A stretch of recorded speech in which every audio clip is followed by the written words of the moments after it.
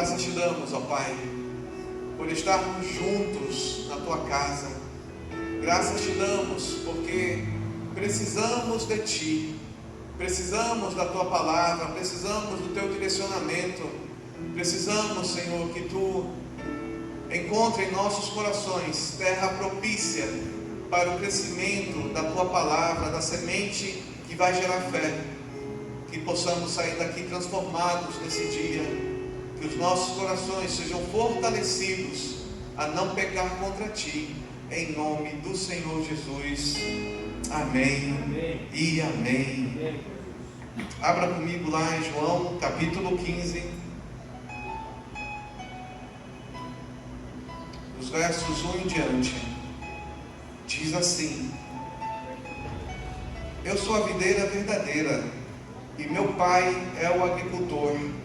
Todo o ramo que estando em mim não der fruto, Ele o corta, e todo o que dá fruto limpa, para que produza mais frutos ainda. Vós já estáis limpos pela palavra que vos tenho falado. Verso 4: Permanecei em mim, e eu permanecerei em vós. Como não pode o ramo produzir fruto de si mesmo, se não permanecer na videira, assim nem vós o podeis dar, se não permanecerdes em mim. Essa semana, na terça-feira, eu dei aula para um grupo de 50 pessoas, uma aula sobre dons, serviços e ministérios. E foi uma aula muito interessante, porque a aula começou a decorrer, o tempo foi passando e de repente a turma toda estava chorando. Antes de chegar na metade da aula, todo mundo estava chorando. E aí eu dei um tempo, eu fiz um recesso para que as pessoas pudessem se recompor e beber água, aquela coisa toda, para que nós pudéssemos voltar. E aí eu perguntei para eles na volta: o que marcou mais você até aqui nessa aula? E por que você chorou? E uma pessoa, ela trouxe uma questão muito interessante. Ela disse assim: pastor, eu fui muito quebrantada porque o Senhor disse um negócio que me fez parar para pensar sobre como eu sou inconstante na minha vida de fé. Porque sempre eu tive um problema, sempre eu tive um desafio. Como servir a Deus ou saber que Deus está comigo quando eu não sinto nada? O que eu faço, pastor? Quando eu não estou sentindo nada, como é que eu posso continuar ou ter certeza que Deus está comigo? Olha que pergunta legal, que pergunta interessante. Aí eu disse para ela: olha, talvez o nosso maior problema seja o costume de sentir as coisas. Porque se a gente não sente, a gente não acredita que algo está acontecendo. Se não estiver calor e eu não estiver sentindo calor, não está quente lá fora. Se não estiver frio e eu não sentir frio, não está frio lá fora. E a gente às vezes quer tratar Deus da mesma forma. Se eu não estiver sentindo Deus, então Deus não está presente, não está acontecendo nada. E eu disse para ela: olha, o nosso maior desafio é confiar em Deus quando a gente não sente nada. O nosso maior desafio é ter fé que Deus está conosco quando nós não sentimos nada. Porque há momentos na nossa vida que nós não vamos sentir nada.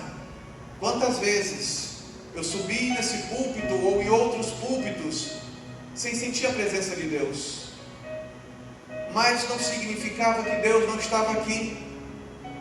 Não significava que Deus não estava movendo, não significava que Deus não estava operando, não significava que a unção de Deus não estava aqui. Era um momento em que eu tinha que exercer a minha confiança em Deus, para ter certeza que Ele estava comigo. E é isso que Jesus ele quer falar no verso 4: Permanecei em mim, e eu permanecerei em vós. Ou seja, não tenha dúvida de que você aceitou Jesus como Senhor e Salvador de sua vida.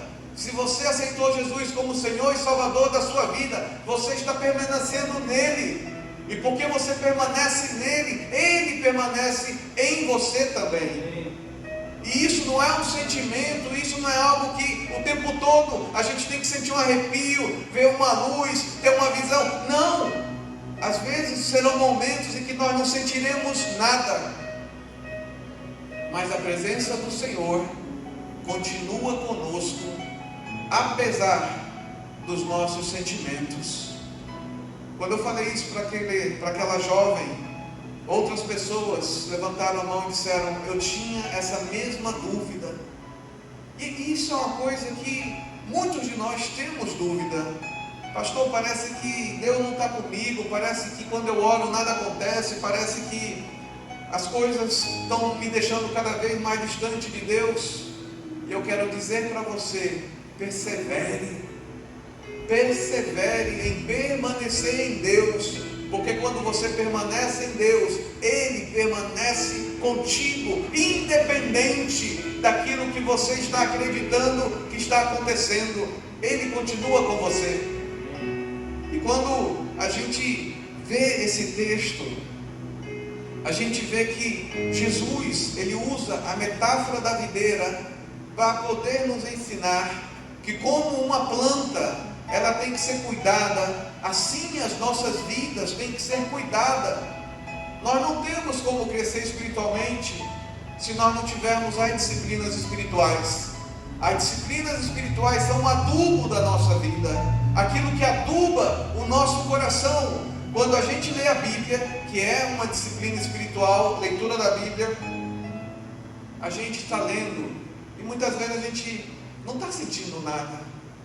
Eu estou só lendo a Bíblia, mas a Bíblia diz que quando a gente lê a palavra, a fé vem pelo ouvir e ouvir a palavra de Deus. Quando a gente lê a palavra, a gente está gerando fé, mesmo que nós não estejamos sentindo nada. A fé está sendo gerada para aquele momento mais difícil da nossa vida, para aquele dia que mais vamos precisar de fé.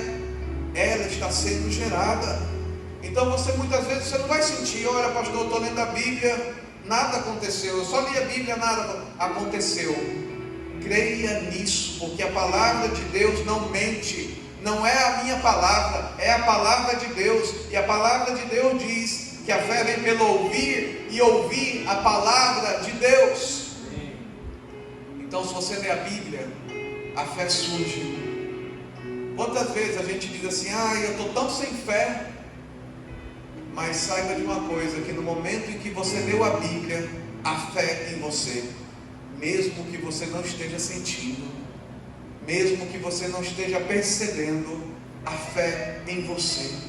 Isso é uma certeza, que se você abrir lá em Hebreus capítulo 11, abra em Hebreus capítulo 11, no verso 1. Hebreus capítulo 11, verso 1. Pode abrir sua Bíblia, por gentileza, ou ler aqui atrás. Hebreus capítulo 1 diz assim: ora, a fé é a certeza das coisas que não se esperam e a convicção de fatos que não se veem. A versão NVI aqui atrás pode estar um pouco diferente, mas a fé é a certeza.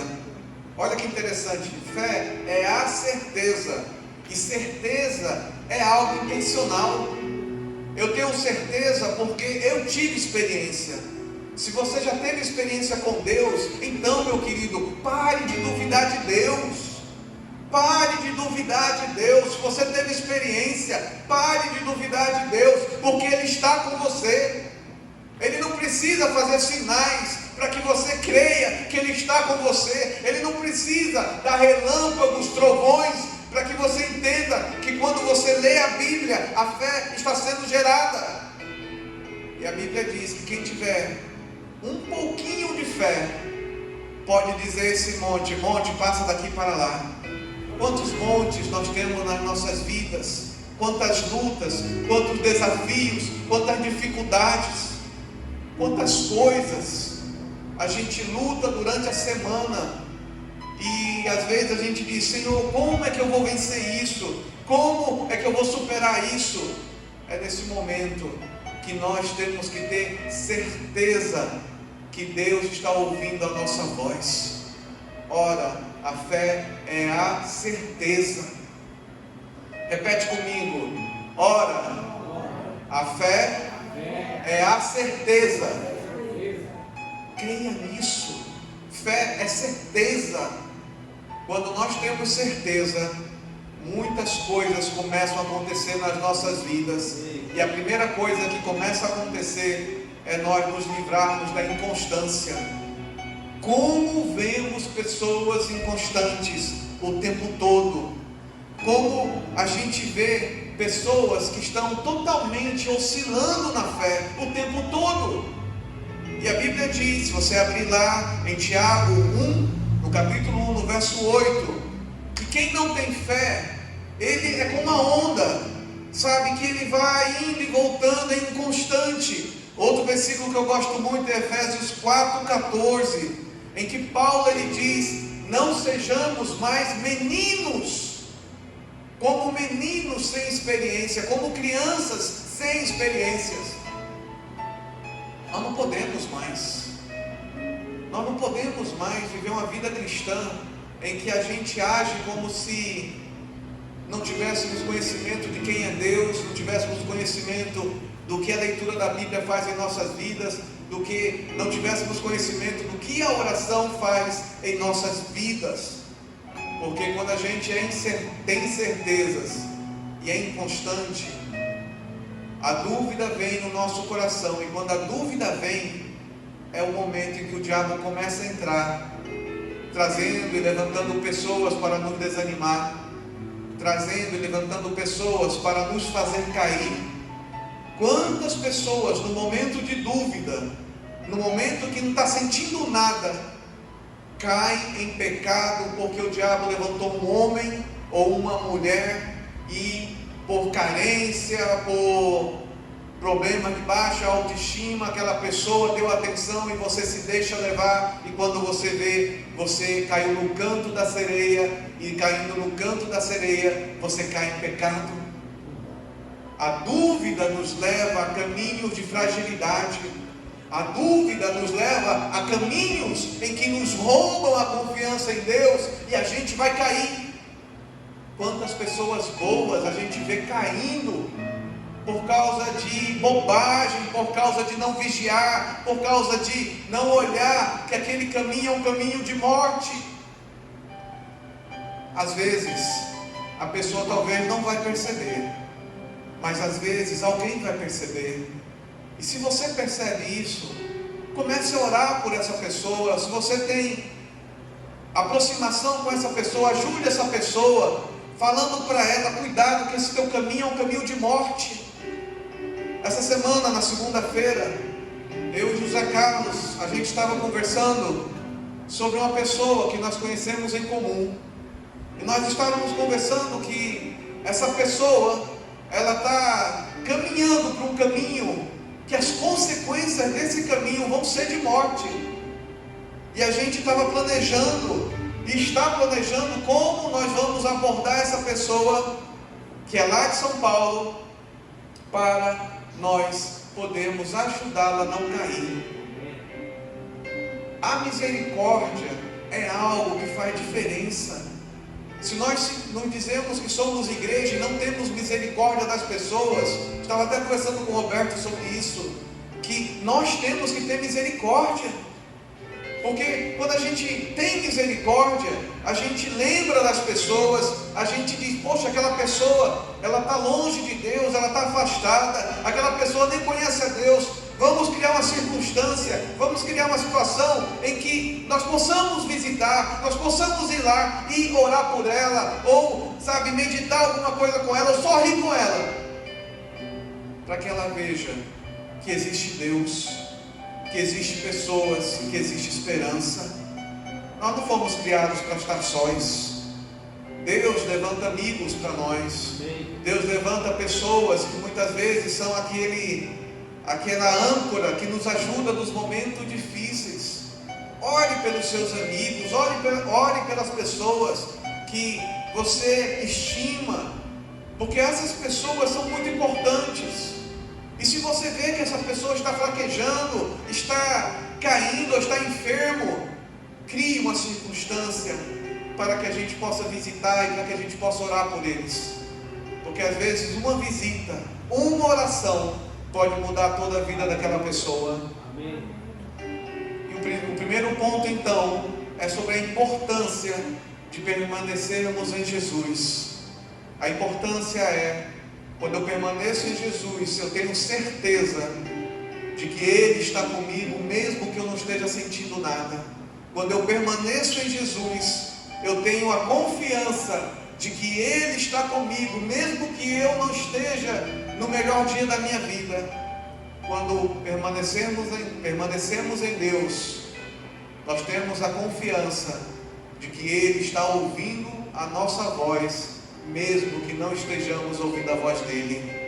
É muito importante isso.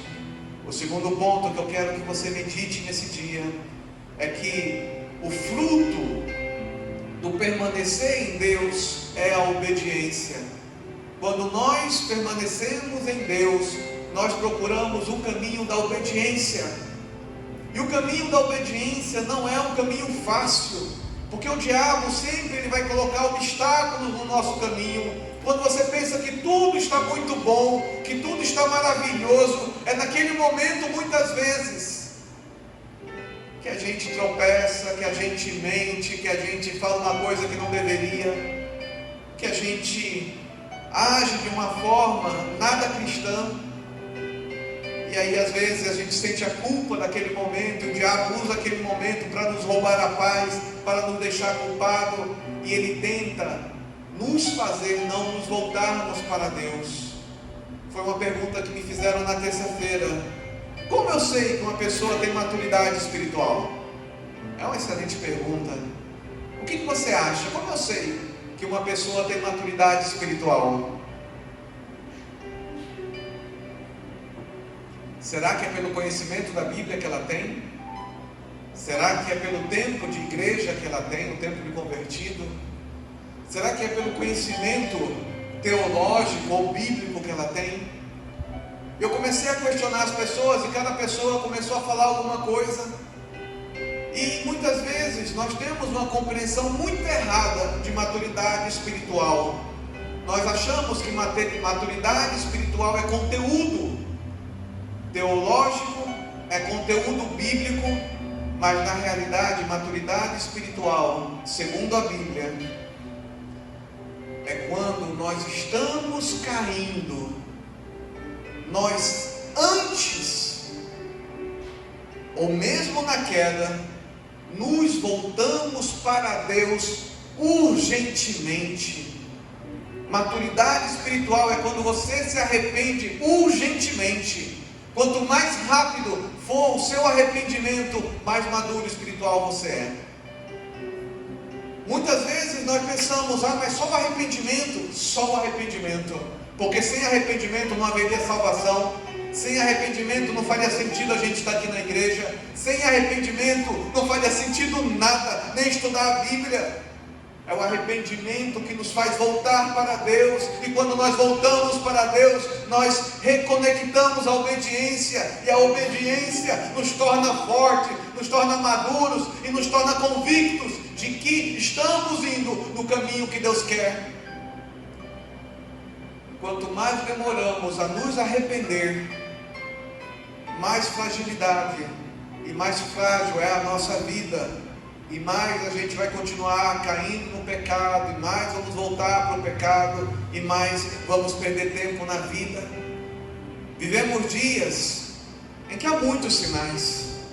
O calor extremo em plena primavera, nem verão é, e você vê esse calor extremo, o sol amarelado devido a tantos resíduos que há no ar, sinal, sabe, nos céus, que você diz, olha, não está normal, está algo estranho. E que sinal você precisa mais para você acreditar que Jesus está voltando? Que sinal você precisa mais para você acreditar que Jesus está às portas, que Ele está voltando. Então a Bíblia diz: aquele que está em pé, cuide para que não caia. Se nós estamos aqui servindo a Deus, cuide para que não caia, porque todos nós somos tentados. O pastor não passa por tentação. É engano seu. Talvez eu seja um dos maiores prêmios que o diabo quer, porque o diabo, ele quer causar escândalo, e quando cai um pastor, gera escândalo. E quantas pessoas caem por causa daquele líder? Por isso que é muito importante nós orarmos. É muito importante você ter, um negócio desse daqui, uma cartela de oração, para você estar orando durante a semana, orando, pela vida do pastor, orando pela família do pastor, orando pelos membros da igreja, orando pelas famílias da igreja, orando pelos jovens, pelos adultos, pelas crianças, porque cada um de nós sofre ataque. Há determinados ataques em que nós somos muito fortes e nem nos abala, mas há circunstâncias que aquele ataque vem, e como a gente muitas vezes é frágil.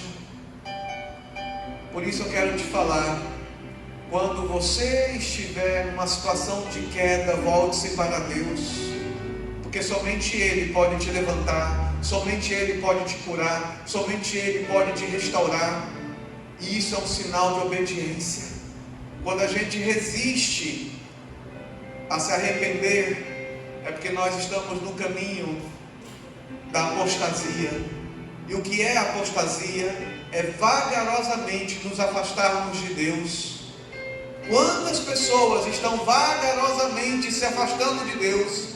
Não tem mais necessidade de orar, não tem mais desejo de ler a Bíblia, não tem mais desejo de louvar a Deus.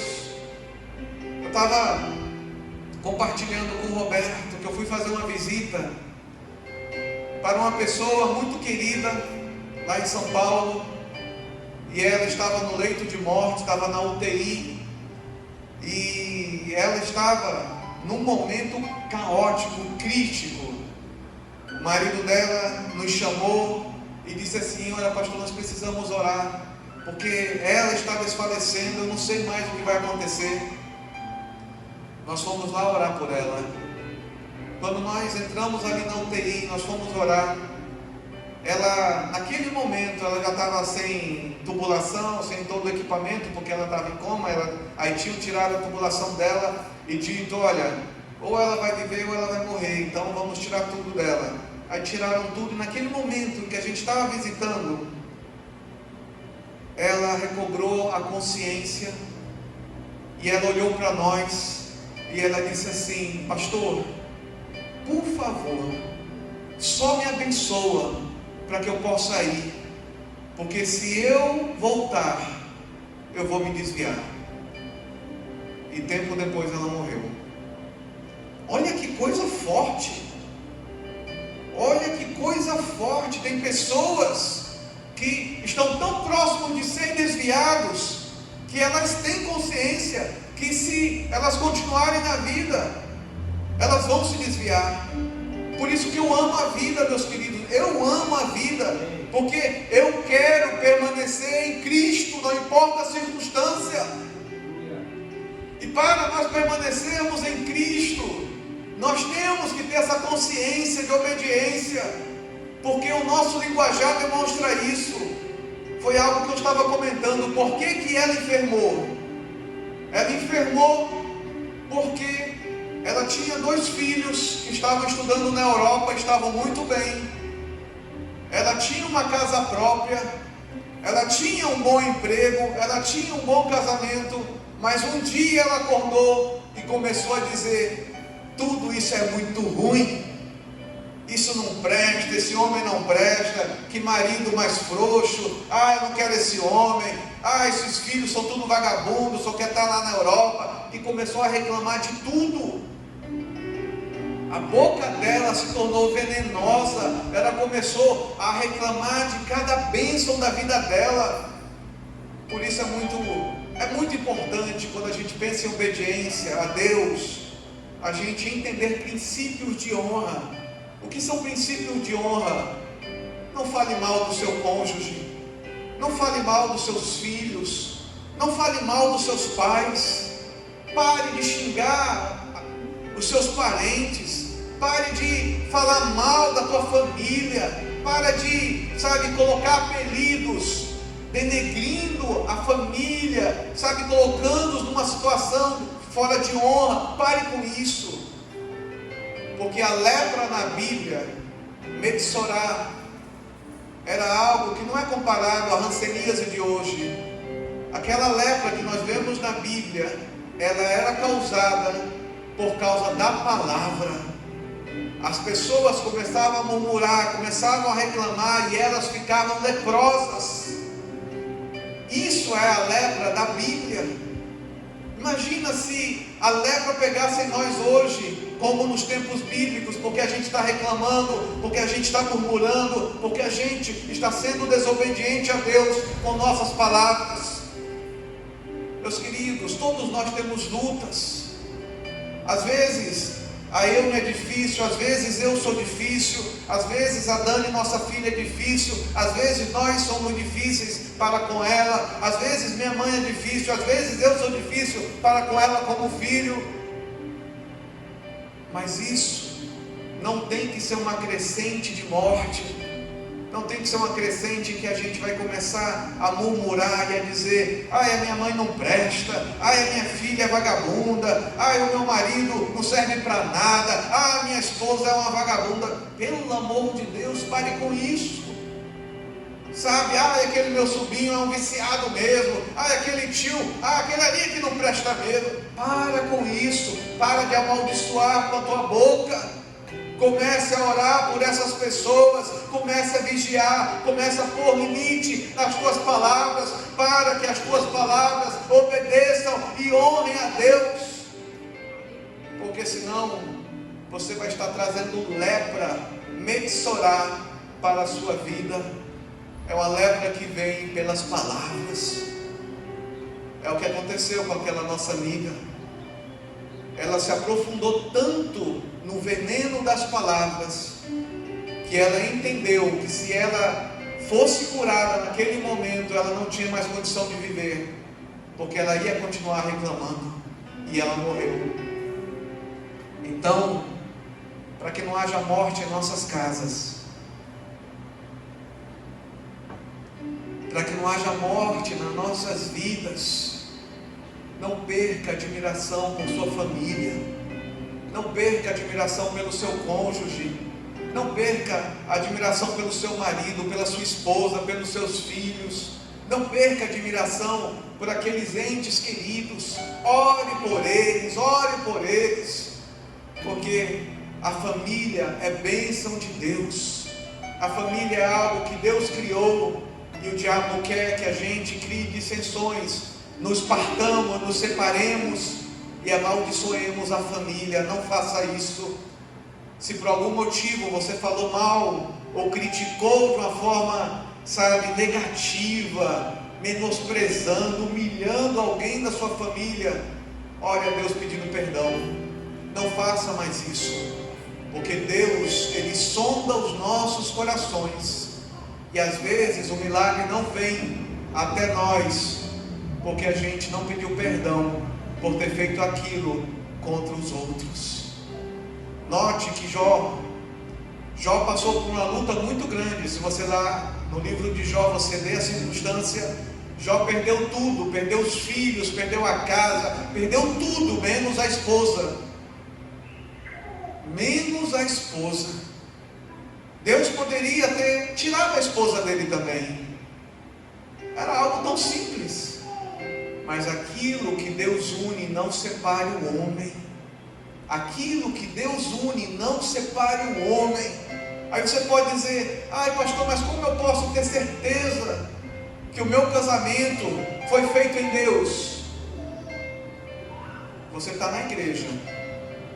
Se você já casou, você sabe que o divórcio é pecado. Há casos e casos, mas se você está na igreja casado, você conhece a palavra de Deus, você entende a palavra de Deus e os dois caminham com o Senhor, não há motivos para divórcio, a não ser que haja agressão física, a não ser que haja adultério, a não ser que haja alguma coisa que não possa permitir que os dois estejam juntos. Quantas vezes eu visitei pessoas em que a esposa bateu no marido, o marido bateu na esposa, e eu disse para aquelas pessoas: olha, se isso continuar de novo, eu volto aqui com a polícia, porque não pode haver violência, porque não pode haver esse tipo de comportamento entre casais. Mulher não pode bater no homem, nem homem bater na mulher. Isso está errado, isso é coisa que tem que levar à prisão. Nós não concordamos com a violência, nós não concordamos com esse tipo de comportamento, mas também nós não concordamos da banalização da circunstância, em que por qualquer coisa, porque o fulano não abriu a porta para eu entrar, ele não é uma pessoa educada, ele não é uma pessoa, galã, ele não cuida de mim, então eu não quero mais, eu vou me divorciar. Pare com isso, isso é frescura. Nós temos que amadurecer, nós temos que cuidar dos nossos casamentos, nós temos que cuidar dos nossos relacionamentos, porque Deus nos dá esses relacionamentos, e isso é obediência, e isso é permanecer em Deus. Muitas vezes a gente diz: eu quero permanecer em Deus, mas a gente peca em pequenos detalhes, peca em coisas pequenas, e a gente não pode continuar assim. Temos que mudar. E a terceira coisa que nós temos que entender é que se nós temos tempos de igreja, se nós já estamos aqui há mais de um ano, se nós estamos aqui há mais de um ano, eu tenho que dar frutos. E como é que eu dou frutos? Quando eu tenho misericórdia com dos meus amigos que estão fora. Se começa pela família, pelos amigos, pelos vizinhos, em que a gente tem misericórdia, a gente ora por eles e diz: Deus, eu não quero que aquela pessoa que eu prezo tanto, que eu amo tanto, continue longe de Ti. Senhor, traz de volta. A gente começa a interceder, a gente começa a clamar a Deus, a gente começa a dizer: Senhor, salva fulano, Senhor, levanta pessoas para que aquelas pessoas preguem para fulano e ele se converta e ela se converta, porque eu quero vê-los no reino dos céus. Eu não quero chegar nos céus e eles não estarem lá. Senhor, eu amo tanto essas pessoas. Senhor, resgata essas pessoas. Permanecer em Cristo é nós sabermos que nós temos uma missão, e essa missão é ir atrás daqueles que são pessoas importantes para nós, para que eles voltem para o caminho do Senhor. Nós não somos responsáveis por eles, isso é verdade, não somos responsáveis, mas porque nós amamos, nós oramos, nós intercedemos, nós visitamos, nós criamos circunstâncias para poder edificar. Eu, José Carlos, na segunda-feira, pensando em como ajudar aquela pessoa para não cair. Agora há pouco, eu e o Roberto conversando sobre um amigo do Roberto e da Didi, que está passando por uma questão de saúde. E o Roberto: pastor, nós podemos visitá-lo? Vamos visitá-lo. Às vezes, isso pode mudar tudo. Às vezes, isso é um milagre que vai mudar tudo na vida da pessoa. Pastor, eu não chamo o Senhor porque eu fico com pena que o Senhor mora longe. Meus queridos, parem de ficar com pena. Ore para que Deus me prospere e prospere a cada um de vocês, para que haja recursos e não haja mais pena, mas haja serviço e alegria de fazer. Porque aí a gente não para. A gente não para de visitar, a gente não para de ir, a gente não para de abençoar aqueles que precisam ser alcançados. Deus cura, Deus restaura, Deus faz milagres. Mas no princípio da obediência e nesse princípio de missão, nós temos que entender a nossa responsabilidade. Porque se nós não formos responsáveis, ninguém será responsável por nós. Se nós não tivermos esse coração responsável, nós não vamos ser compromissados, e por não sermos compromissados, vidas podem morrer. Eu e o Francisco, a gente às vezes gosta de conversar muito sobre o tema aeroespacial. E nessa semana eu lembrei muito do Francisco, porque a X-Space estão fazendo uma viagem para resgatar os 2 astronautas que estão lá no espaço, né? Estão lá na estação espacial. E olha, esses 2 ficaram na estação espacial. Era para ser uma missão de 1 mês, e agora está planejado eles voltarem somente em fevereiro do ano que vem. E muita gente ficou assim: poxa, essas 2 pessoas vão ficar lá tanto tempo, vai passar o Natal, vai passar tudo, e essas pessoas vão ficar lá por causa de um erro técnico. E aí estão desenvolveram uma missão para resgatar os 2, que devem sair hoje ou amanhã. Eu fiquei pensando, se as pessoas têm misericórdia de pessoas que não tem nada a ver com elas, que são capazes de gastar uma fortuna para um projeto espacial como esse, de ir resgatar somente 2 pessoas, mas são 2 pessoas que têm vida, e essa vida vale muito. Quanto mais a gente que está aqui nessa terra, e tem pessoas próximas que a gente pode ligar, que a gente pode visitar, que a gente pode ir, que a gente pode se importar, quanto mais nós podemos resgatar essas vidas. Por isso não pense que permanecer em Cristo não exige de nós responsabilidade de ser missionários, de ir atrás daquelas pessoas que precisam de nós, que precisam de amor, que precisam de esperança, que precisam de palavra de ânimo ou uma direção. Isso faz toda a diferença. Então, para nós permanecermos e frutificarmos em Cristo, nós temos que primeiramente permanecer, obedecer e responder à missão de Deus a cada um de nós. Fazendo isso, nós vamos nos sentir úteis, nós vamos nos sentir crescendo, amadurecendo, nós vamos nos sentir fazendo coisas que nós nunca pensamos em fazer antes. E quem sabe nessa circunstância o dom e o poder de Deus se manifesta em você, e você não vê a cura, e você não vê o milagre, e você não vê resposta de suas orações acontecendo. Porque no caso de Jó, a Bíblia diz que Jó, ele prosperou quando ele orava e intercedia por seus amigos. Leia isso em Jó. A Bíblia diz que quando Jó intercedia por seus amigos, Deus fez prosperar e abundar tudo na vida dele. Sabe, vieram filhos, vieram filhas, veio o gado, mas Deus não tomou a esposa dele. A esposa se manteve. Então, hoje é um dia muito importante. Lute pela sua família, lute por tua casa. Sabe, se você vai começar uma nova família, lute por essa nova família. Sabe, abençoe, porque nenhuma família é fácil. Nenhuma família, quando a gente aconselha casais, nenhuma família vive de maneira fácil.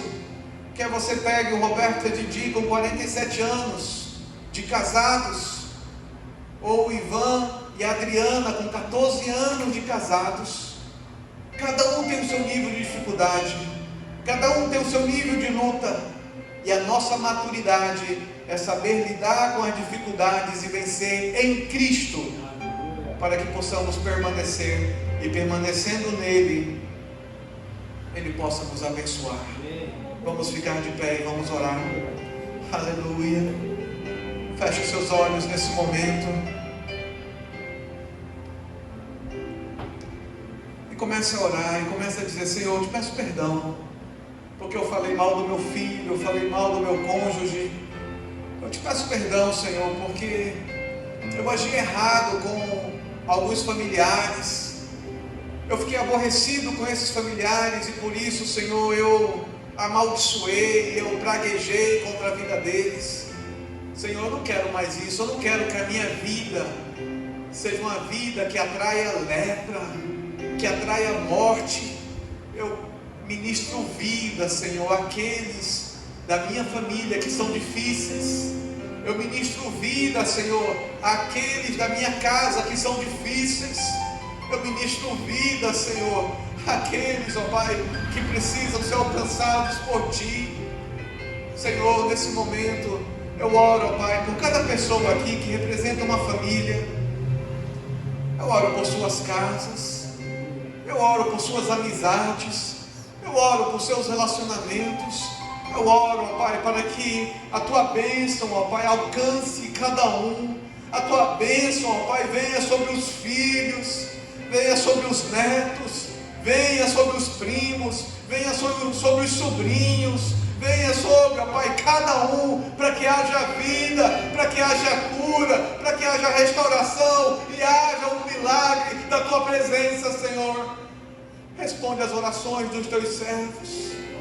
Fortalece os laços dos casais, fortalece os casamentos, ó Pai. Que o marido ame a sua esposa, que a esposa ame o seu marido, que os filhos amem os pais amem os seus filhos, e que assim haja vida, e que assim, ó Pai, haja um desejo de restauração e da Tua presença, para que todos nós possamos permanecer em Ti, em nome do Senhor Jesus. Amém, amém e amém. Pode aplaudir ao Senhor.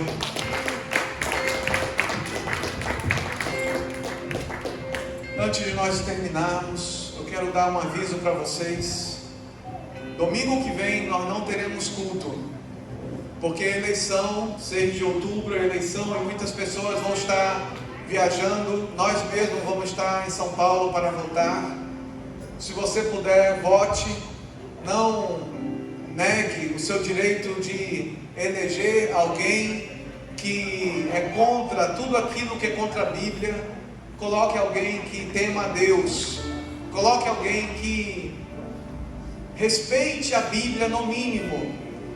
Porque se você coloca pessoas que respeitam a palavra de Deus, Deus pode tocar no coração desses governantes e eles abençoarem os nossos municípios, as nossas cidades e o nosso país.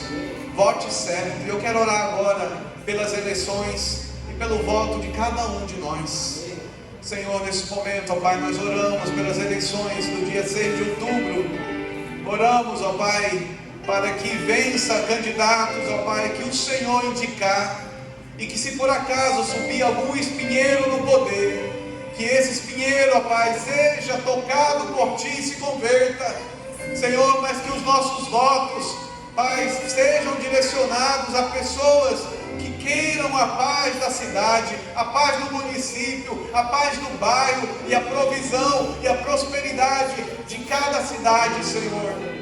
Oh Deus, abençoa cada um que vai votar, abençoa cada candidato, e que a Tua presença venha, Senhor, para que possa ganhar aqueles, ó Pai, que vão beneficiar as nossas vidas, em nome de Jesus. Mas mesmo assim, se algum que não é temente a Ti passar, algum espinheiro, que o Senhor possa ter misericórdia e tocar naquele coração, para que haja conversão e haja salvação, em nome do Senhor Jesus. Amém e amém. Aleluia. Vamos ouvir essa canção antes de encerrarmos.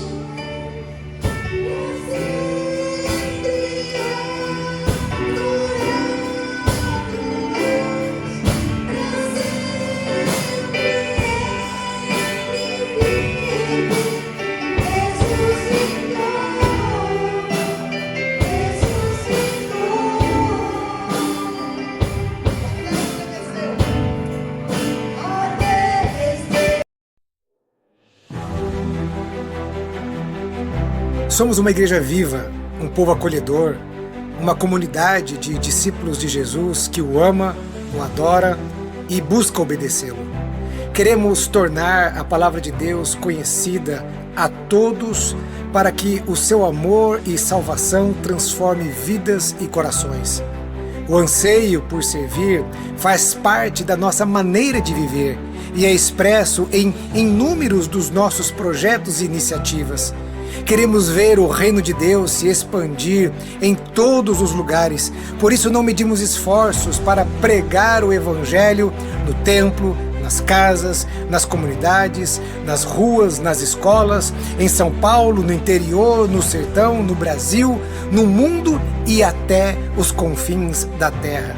Sabemos que formosos são os pés daqueles que anunciam o Evangelho. Entendemos o quanto o amor de Deus se materializa suprindo as necessidades dos vulneráveis e dos necessitados. Portanto, colocamos nossos ministérios, talentos, dons e recursos para servir em projetos sociais nos mais diversos lugares. Imigrantes, refugiados, pessoas em situação de rua, mulheres em situação de vulnerabilidade, crianças, adolescentes e tantos outros públicos são atendidos, recebidos nas incontáveis ações de socorro e acolhimento da nossa comunidade. Vivemos para sermos sal e luz nesta terra. Somos uma verdadeira família e queremos ter a nossa porta aberta para receber todos aqueles que querem desfrutar da transformação que o amor de Deus e o poder da sua palavra traz. Ansiamos também por ver lares formados e que funcionam governados pela paz, pela alegria e pela justiça que faz parte do reino de Deus. Somos uma comunidade compromissada em orar pelos países, territórios e pelos seus governantes, pois entendemos o quanto é feliz a nação cujo Deus é o Senhor. Enviar missionários e apoiar iniciativas de proclamação do Evangelho e da transformação que ele faz, isso pulsa o nosso coração. Nossa visão é acolher as pessoas para ensiná-las a viver como discípulos de Jesus e para isso proclamamos a palavra de Deus.